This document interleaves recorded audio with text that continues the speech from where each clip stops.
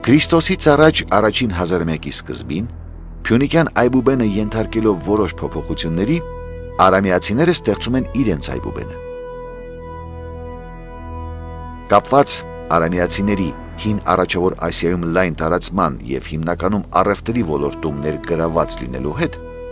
արամեերենը եւ արամեական գիրը վերածվում են միջազգային հաղորդակցության լեզվի ու գրի։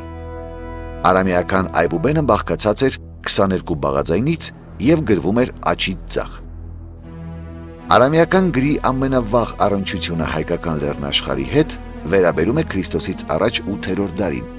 երբ Ուրմիա լճից հարավ գտնվող Բուկան հնավայրում կանգնեցվել է պաշտամունքային մի բնագիր։ Արարատ Ուրարտուի գերագույն աստված Խալդիի եւ երկրորդ գլխավոր աստված Հադադի, այսինքն Թեշեբայի հիշատակությամբ։ Հայաստանում արամեատար արձանագրությունները տարածում են ստանում Քրիստոսից առաջ 3-ից, Քրիստոսից հետո 2-րդ դարերն ընկած ժամանակամիջոցում։ Դրանց մեջ ամենամեծ թիվը կազմում են քարակոթողները, որոնք հավանաբար ծառայել են որպես սահմանակարեր։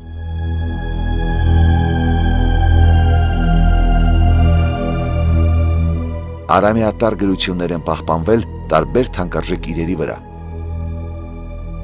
լազուրիտե եւ արծաթե թասերի։ Հայտնի են նաեւ արամեատար գրություններով դրամներ, որոնք թվագրվում են Քրիստոսից առաջ առաջին դարով։